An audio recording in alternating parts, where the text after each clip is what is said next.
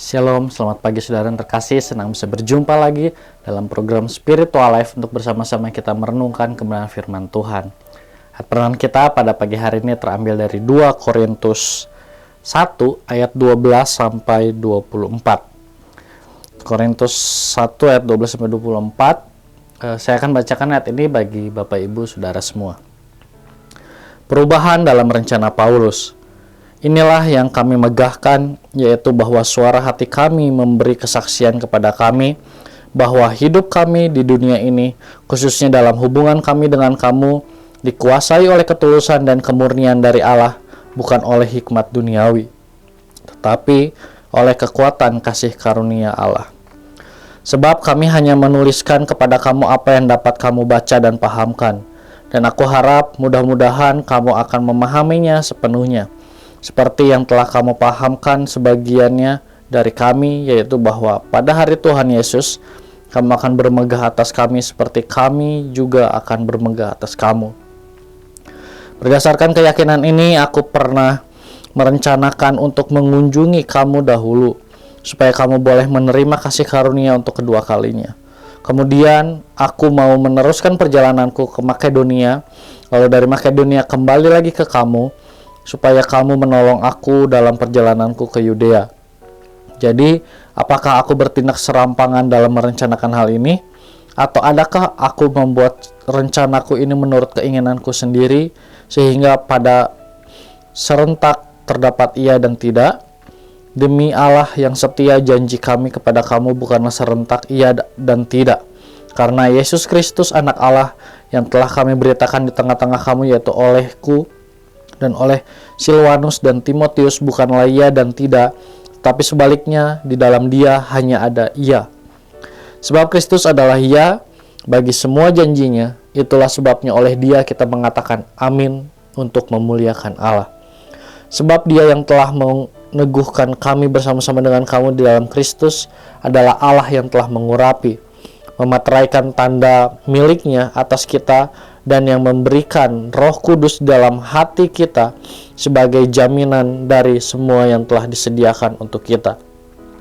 Tetapi aku memanggil Allah sebagai saksiku, ia mengenal aku, bahwa sebabnya aku tidak datang ke Korintus ialah untuk menyayangkan kamu, bukan karena kami mau memerintahkan apa yang kamu percayai, karena kamu berdiri teguh dalam imanmu. Sebaliknya, kami mau turut bekerja untuk sukacitamu.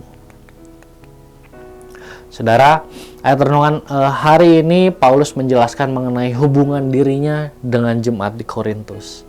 Di dalam ayat 12 dikatakan, yang kami megahkan, yaitu bahwa suara hati kami memberi kesaksian kepada kami bahwa hidup kami di dunia ini, khususnya dalam hubungan kami dengan kamu, dikuasai oleh ketulusan dan kemurnian dari Allah, bukan oleh hikmat duniawi, tetapi oleh kekuatan kasih karunia Allah. Melalui bagian ini, Paulus ingin mengatakan hubungan mereka diliputi oleh ketulusan dan kemurnian dari Allah, bukan kepura-puraan dan kemunafikan. Oleh karena itu, ia menulis surat kepada jemaat di Korintus mengenai perubahan rencana untuk mengunjungi mereka. Paulus tidak jadi mengunjungi mereka bukan karena ia tidak mau, namun karena Paulus tunduk kepada bimbingan Allah. Saudara, keputusan yang dibuat Paulus untuk menunda kedatangannya ke Korintus memiliki tujuan untuk kebaikan jemaat di Korintus. Allah ingin jemaat di Korintus menyelesaikan masalah-masalah yang terjadi terlebih dahulu di antara mereka, sehingga saat Paulus nanti datang kepada mereka, mereka benar-benar kedatangan Paulus itu menjadi kedatangan yang membawa sukacita.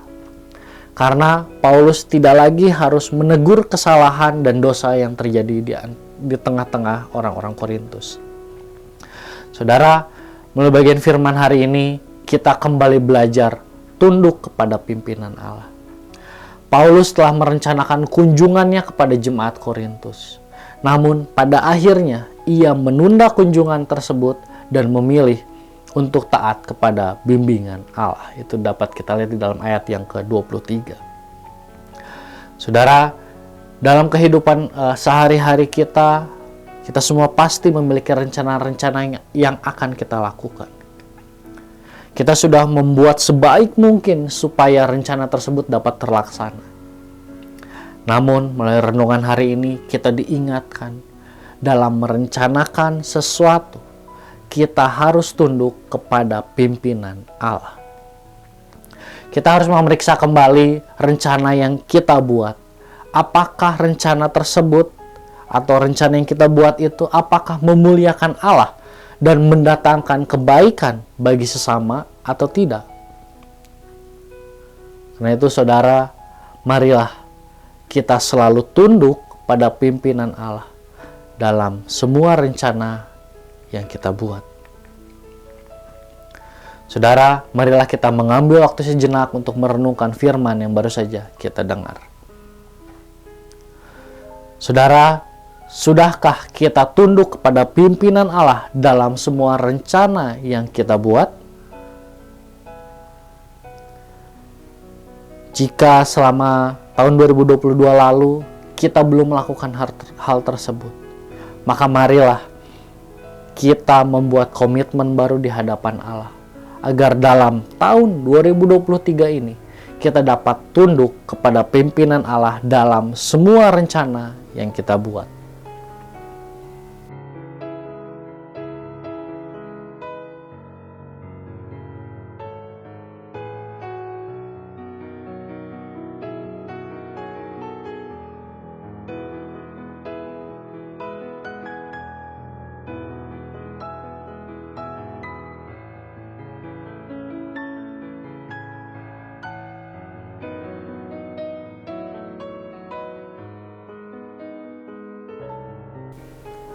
Mari kita akan tutup firman Tuhan pada pagi hari ini di dalam doa. Mari kita berdoa. Tuhan, terima kasih buat kebenaran firman Tuhan yang kembali datang pada setiap kami pada pagi hari ini. Firman Tuhan pagi hari ini mengingatkan kembali kepada setiap kami di dalam segala rencana yang kami buat, dalam segala rencana yang sudah kami susun.